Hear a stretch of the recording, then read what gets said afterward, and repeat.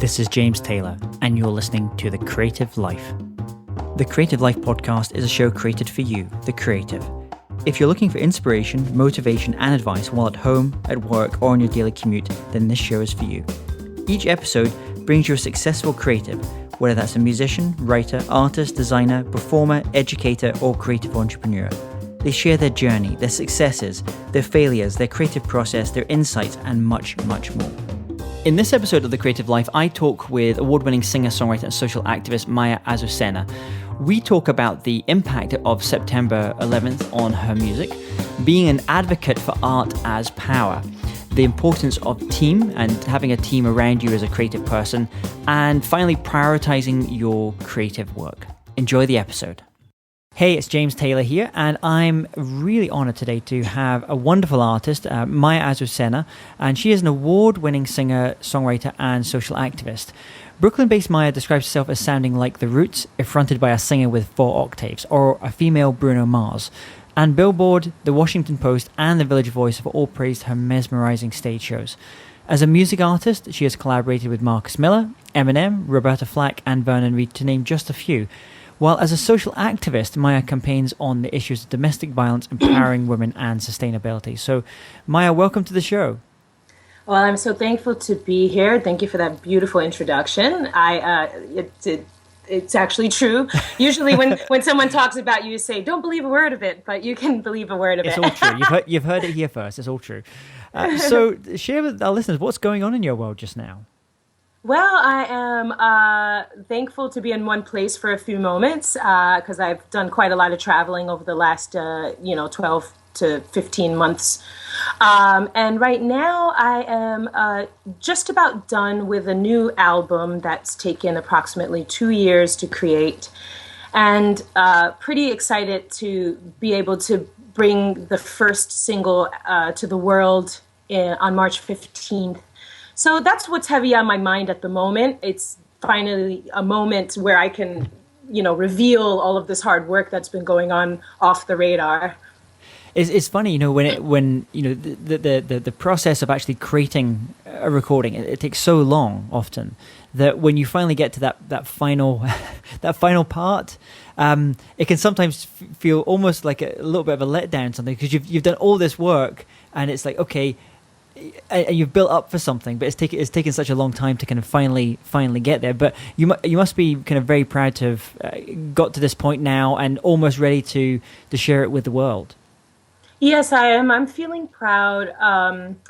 It's not quite anticlimactic yet. I reserve.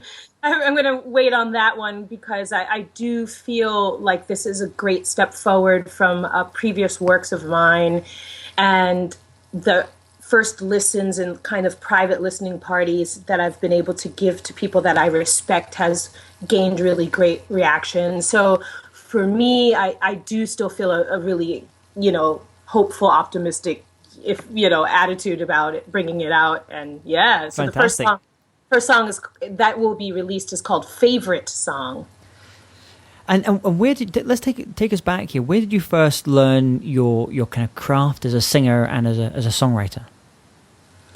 Well, singing chose me. Before I was too young to know any better, I was already singing. At the age of 4, I was just memorizing and preparing songs to sing to anyone that would listen. And then I was in every school production going forward. And by the time I got to the high school age, I was able to be in a conservatory-styled high school where I actually studied opera.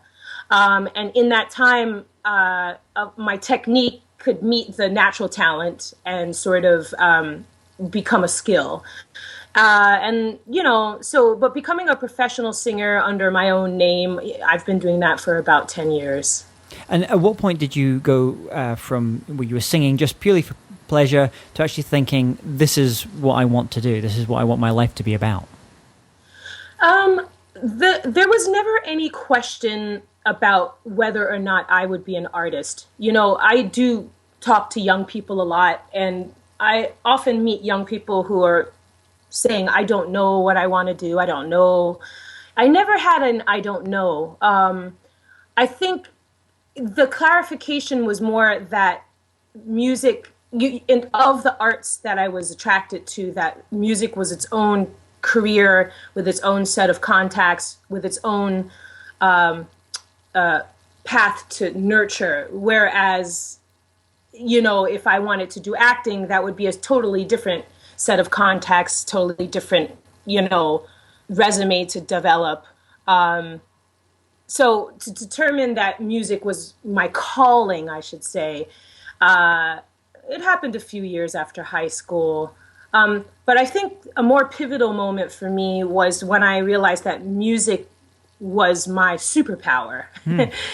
And that is a very pivotal moment for me, and the way that people identify me at this point, because of the integration of social activism and humanitarian efforts, the integration with my songwriting and music. And that is when I really feel that I became, Maya Azucena. Was there a moment that crystallized that in your life? Well, I think maybe at one point there were two separate things. I was pursuing music, and then I cared about the world, and they were two separate categories. And in New York, I was here when September 11th occurred, when the attacks on the Twin Towers occurred, and I actually saw the second tower fall. I was in downtown Manhattan, and being in New York at that time, a lot of New Yorkers lined up to give blood, because you just feel powerless. Like, what am I going to do to help? And as people lined up at hospitals to give blood for survivors, we figured out that there were no survivors. And in that moment, I had an experience that had visited me many times before when there's a mass tragedy, a moment of feeling overwhelmed and helpless. And what am I going to do? I'm this one person. What could I possibly do to affect change or help? And maybe it's because it was at my back door, because it was New York where I live,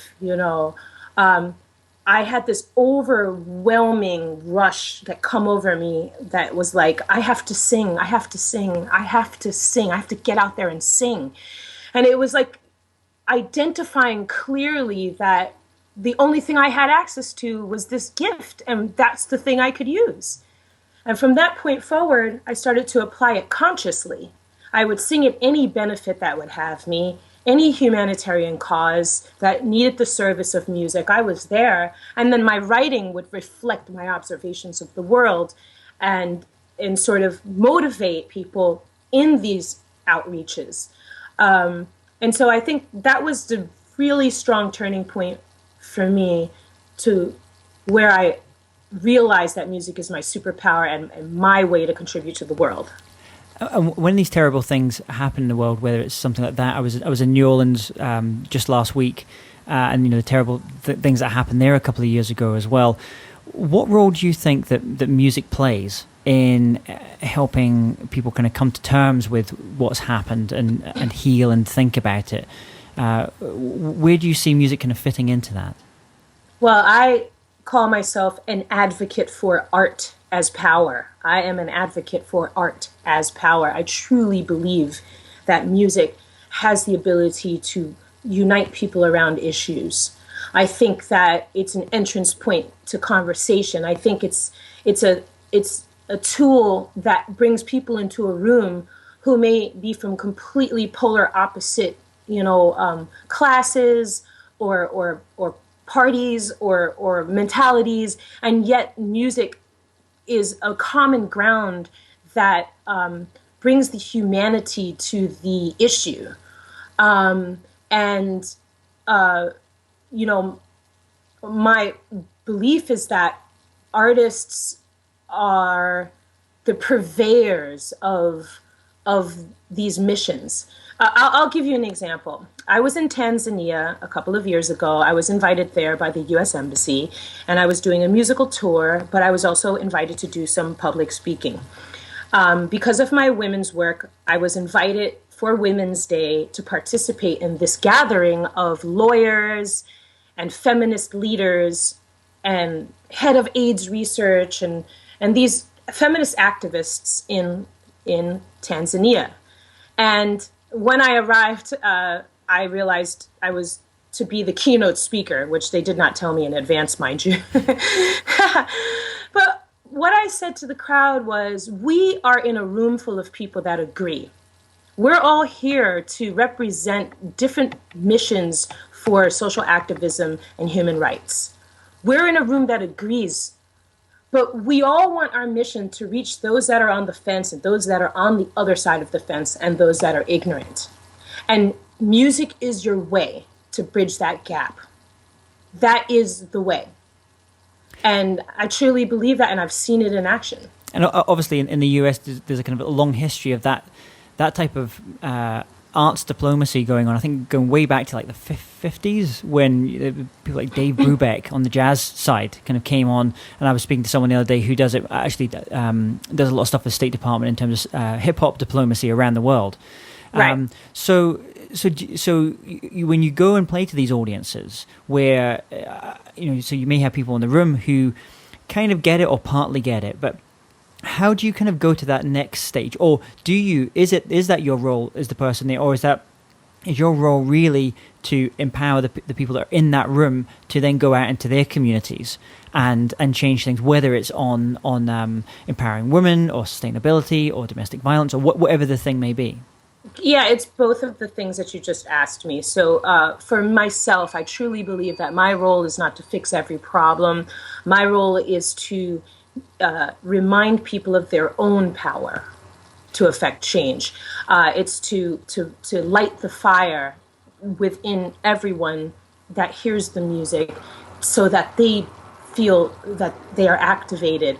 And I also strongly believe that what music can do is put the humanity inside of the issue, because a lot of times if you're really there on the front lines dealing with these things, you're dealing with a lot of statistics and paper and stories that can feel distant to the listener.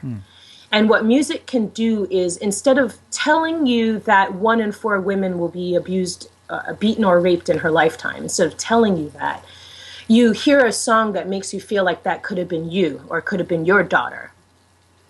And you see, it brings a different level of conviction or a sense of personal desire to attach to these different issues. You're able to kind of communicate through emotion rather than the rational numbers. It's that terrible thing they say, what is it?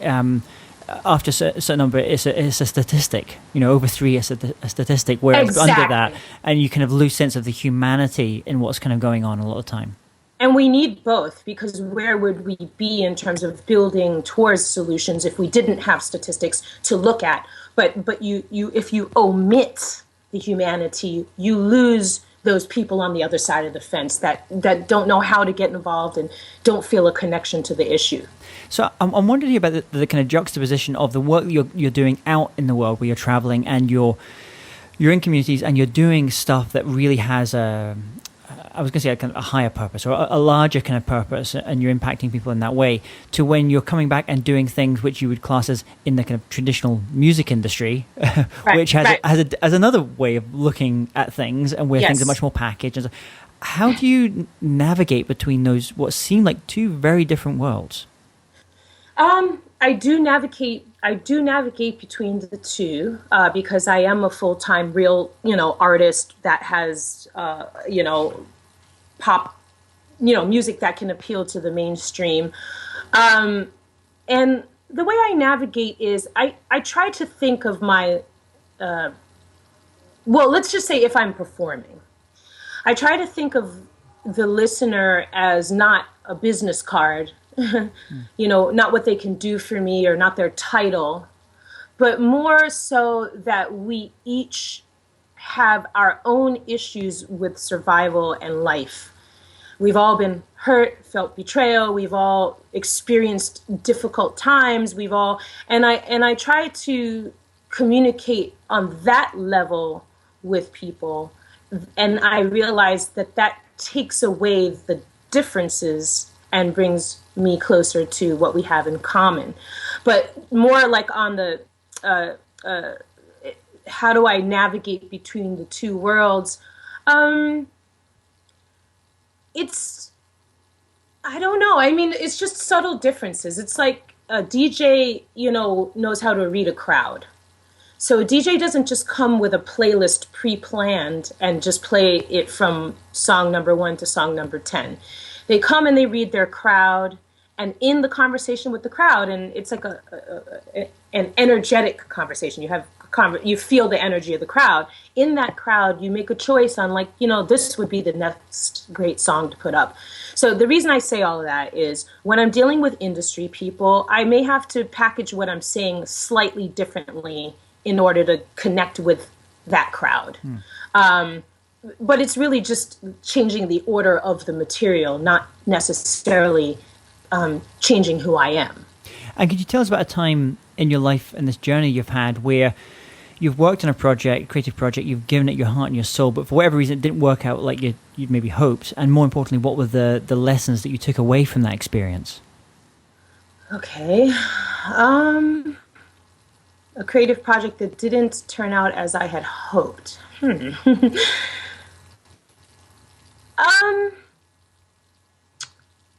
Well, in being creative, we are collaborators. As much as it sounds great to do everything yourself,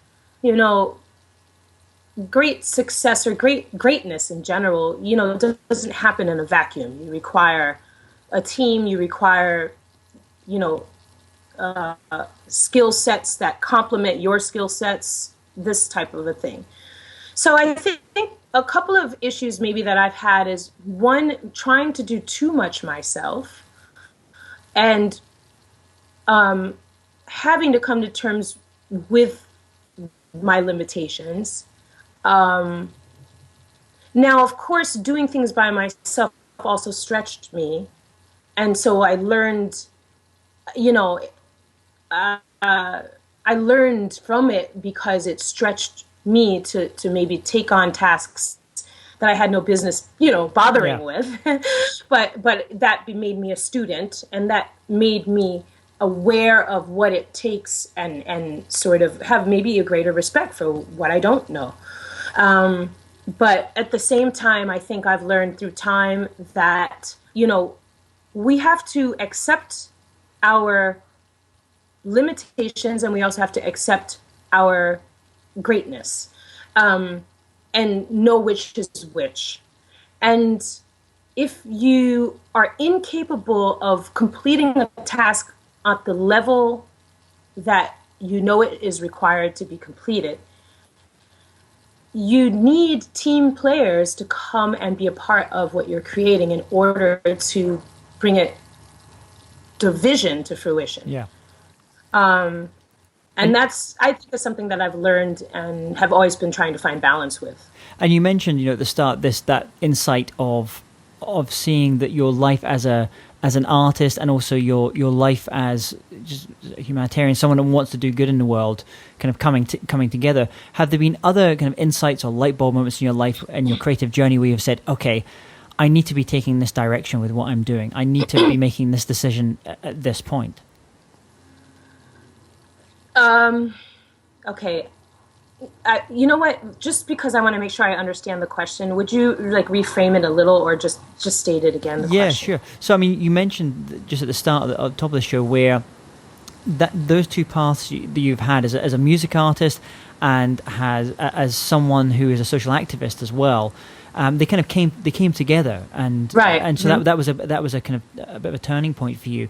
Have there been other times in your life where you've had other kind of these aha moments, these light bulb moments, and said, okay, Maya, this is what I need to be doing. This is the direction I need to be going, or this is a kind of key distinction I need to be making at this point? I mean, this boils down to my spirituality, because I think my whole life are a series of aha moments. And I think that what I seek to do is to be able to hear guidance. And when I say hear guidance, I mean spiritual guidance, that sort of intangible thing that leads you to your calling or to your purpose. And so I I have to review the work that I do in my life at least once or twice, at least twice a year, and really assess, am I progressing? Am I moving forward towards my vision and goals? Am I keeping that, am I in the path towards that? Or am I stagnating? Am I stuck? And at that moment, I have to check myself to be sure that I have been listening to guidance. And that means like being available to being open to your life, being able to pay attention when you're being kind of nudged in a direction or towards a person or towards an activity. Or am I stuck in my own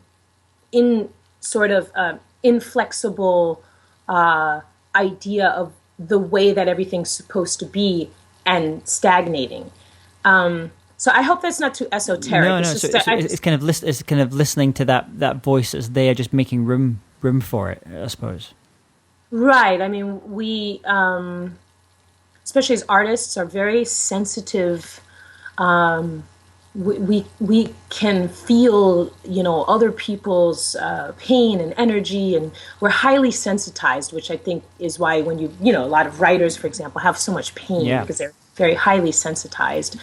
But there can be a sense of being lost in that, or feeling safe in that being highly sensitized. It's a bit like I was reading recently. The Ed Catmull, who was one of the founders of Pixar, was talking about this with creative people that he's working with all the time, saying part of the job of doing great creative work, great artistic work, is you have to kind of lose yourself into the project. It's part of what you're kind of doing. You kind of have to get so emotionally so involved at a certain point, and it can be difficult at certain points to be able to say, okay, I've kind of gone in fully, and to kind of slightly rescue yourself because otherwise you just end up getting lost in it, and whether that means okay, the book's finished, it's done, get it out, ship it, or whether it's that single. Okay, I'm not going to make it any better than I could possibly make it. I need to kind of go on now. It's knowing when done is done. Yeah, I mean, looking at something like that, it's like you can never get to the top of a ladder if you don't step on the first rung and then the second rung and then the third rung and on to up. If you just stay on the first rung, you're just never, ever going to get past that to the top of the ladder. And so we have to release our work, because that's a brick in the wall, or a stair on the staircase. We cannot ever get to our sophomore album if we don't release the debut album. Yeah. It's just have to get past it, because you have to look at the big picture, that we as creators want to be prolific and have product. And if we hold too tightly to the one, we outgrow it, and then it becomes something that it will never be satisfactory to you. You just gotta let it be its own thing and its own chapter, and then go on to the next. And you said these times, twice a year, where you kind of try and center yourself and see what the big picture is, and see if things feel right, the direction that you're going.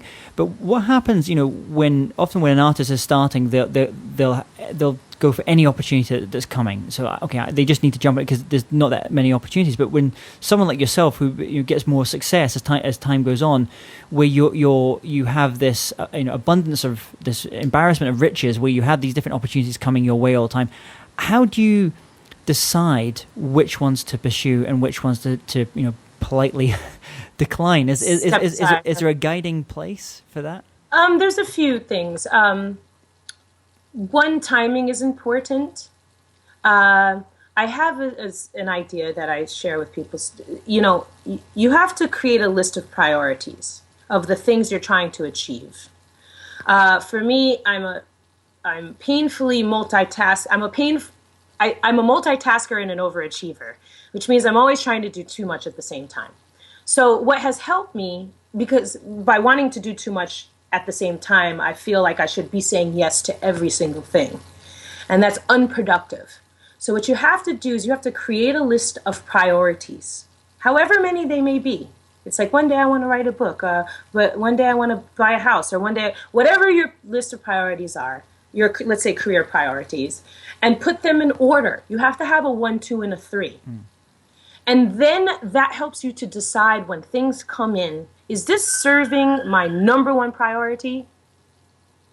If it's only going to serve your 10th priority down at the bottom of the list, you have got to slice it. Yeah, it's got to go on a back burner, because you will never, ever complete priority number 1 if you're at every moment giving away the resources of your time and your energy. And so it's important, in the same way we measure out our money and how we invest our money, we have to measure out our energy and our time and how we invest it. So you have to look at your priorities, and you have to make sure that whatever it is that's coming at you, it's driving you towards your number one goal first, and then if that's been fulfilled, then 2 and 3. But if it's your 7th or 8th goal down, it's not time for it. And I think that definitely helps me, and timing helps me. I mean, if two things come at me at the same time, I look at my priorities and I say, okay, well, as much as I'd like to do these 2 things at the same time, only one of them is taking care of my number one priority, and I've got to let the other one go. And you're out there a lot through your music and speaking, kind of empowering women and talking about lots about sustainability and domestic violence as well. So you're kind of giving out advice. But what's some of the best advice that you've ever received about this thing of being a creative artist and making your way as an artist? One thing comes to mind, and this is for musicians. A drummer who's like a very seasoned drummer named Ralph Roll. He said to me, when you take a solo, you have to mean every single note that you play. At the point at which you no longer mean what you're playing, you need to stop. And I guess that's the difference between a person that talks just to hear themselves speak, or a person that is present with what they are saying and not wasting words, but they're considered. Everything that they speak is considered. And so when an artist is taking a solo, let's say a saxophonist or a guitarist, we sometimes are tempted by our own egos to show everyone how great we play technically. And then it begins to sound like you're practicing your instrument in front of an audience, which is a lot different than meaning every single note that you play. And if you don't mean it, don't play it. Like, it's just got to be real. And and I think that's very important for me as my approach and technique as an artist. And it's funny, I mean, there's some great music colleges out there, but it seems that a number of music colleges seem to put the technique part right at the front of what they're doing.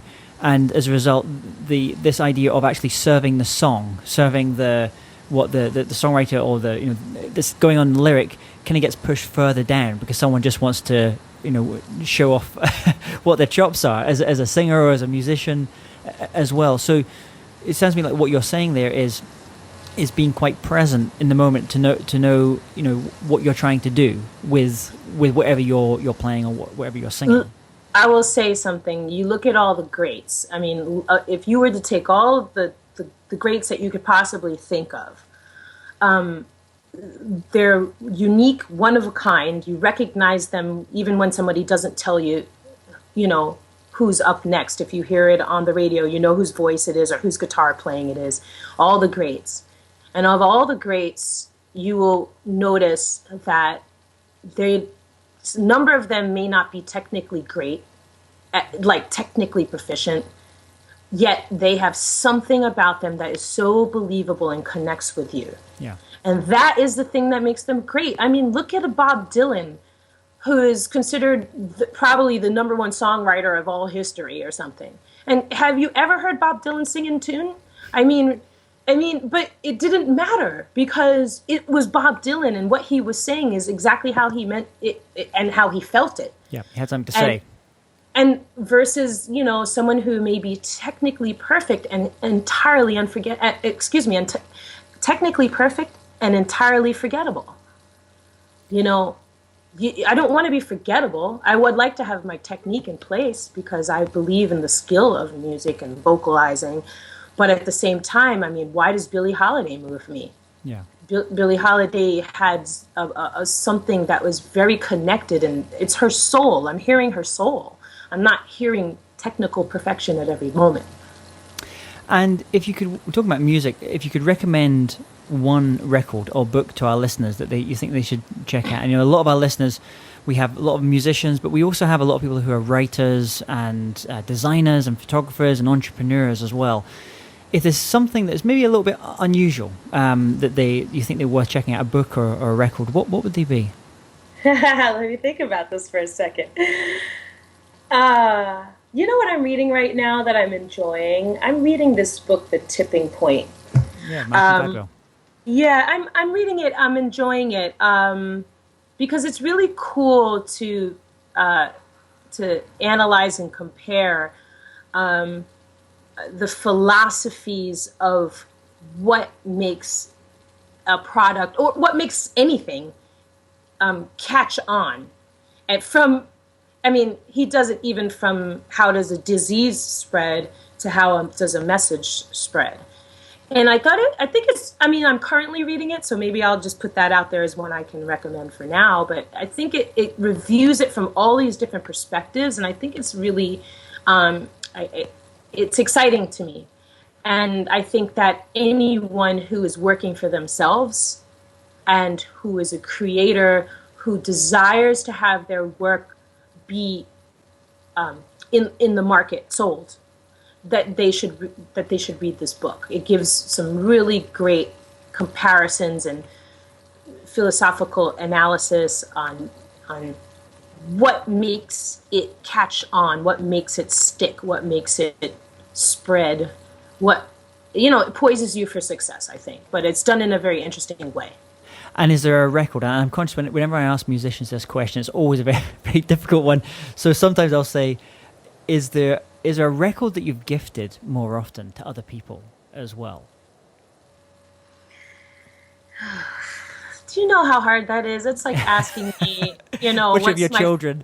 Yeah, like what's my favorite food or something. Like it depends on the day, Oh, wow. Is there a gem there? Something maybe that's a little bit undiscovered. I mean, the people that you work with some incredible, like Roberta Flack, and I just discovered one of Roberta, a song I'd never heard before. Roberta Flack, I think it's called "The Tale of the Sad Young Men." I think was the name of the song, which Aretha Franklin's also covered as well. And it was just such an out of the way song, and it's the most incredible lyric. I mean, it tears you apart, the lyric as well. So sometimes those kind of slightly off the beaten track numbers. Is there anything like that maybe that's impacted you recently, and you feel more people should be listening to this? That's so hard. I can't even believe it. I'll put something out there. There is a song by David Bowie that has inspired me, and people probably wouldn't guess it in a million years. And the song is called Aladdin Sane. Aladdin Sane, and by David Bowie. And I actually would have to look up the name of the pianist, but there is the most insane piano solo in that song that I go bonkers for this. And it's just so raw and driving and quirky, but it's so amazing. Well, great. Aladdin Sane. And what I'll do is, for listeners, if they go to jamestaylor.me and just type Maya's name in, you'll be able to find the links to all these. I'll put all these in the show notes as well. So a final question for you is, imagine if you woke up tomorrow morning and had to start from scratch. So you have the tools of your trade, in your case, your voice and the knowledge and the skills you've acquired over the years, but you have no contacts. You have to start again. How would you restart? Well, let me ask you a question. Would I know that I just had to restart, or this I wouldn't know? Because I'd just start weeping, first of all. Let's imagine you haven't gone through it. You don't have the idea of the pain about having to restart, but you're just starting fresh as a morning dew, or whatever the term is. Okay, and what would I do? Is that what you're asking? Yeah, what would you do? How would you restart things? How would you get your career as a creative back up and running? Okay, so I had the skill and the knowledge, but I had to kind of start fresh. Yeah. I very much value people as a resource. I collect people all around the world. I think that we have to recognize that the people around you are a resource. And I don't mean to be opportunistic and fake, but I mean that people are very powerful. We are very powerful. And so I'm constantly in the process of building new relationships with the idea that I want to have a web of like-minded people or people with great energy, but maybe different skills than I do, or complementary skills. So, I mean, I would just begin by meeting, people that inspire me and keeping those people around me. And the great thing about the time that we are in is the internet. The internet has made it possible for you to live in the most remote location in the world and be able to connect with someone on the other side of the planet. And that's just a very, very powerful tool that we should not underestimate in terms of anything that we're trying to build. Don't think that your market or your, opportunity begins and ends in your hometown. You have to look at the world as the market and realize that there is a market for what you're trying to do, and just need to be able to investigate and look for that, find each other.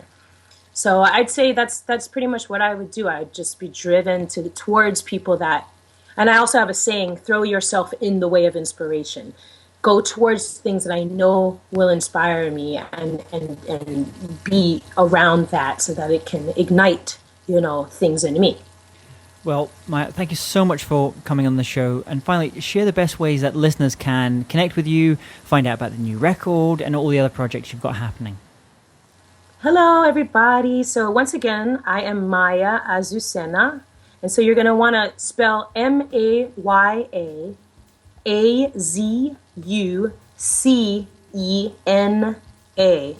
You put that all together and Google it, or put that all together and follow me on Twitter, Instagram, Facebook, and even join my direct mailing list at my website, which is myname.com. So I do stay in contact. So if you're interested in me and what I'm doing, I would really appreciate you following me on social media so we could stay connected. Well, wonderful. Thank you so much for coming on the show. I wish you all the best with this new record that's coming out, and look forward to seeing you live as well at some point. I can't wait. I'm working on my tour schedule, so I will be coming over there. Come and see us. Thanks for having me. I really appreciate it. I'm going to send you the new single. Awesome. Thank you. Hey, James Taylor here again. And if you're interested in living a more creative life, then I'd love to invite you to join me as I share some of the most successful strategies and techniques that high-performing creatives use. I put them all together in a free downloadable ebook that you can get by going to jamestaylor.me. That's jamestaylor.me to get your free downloadable ebook on creativity.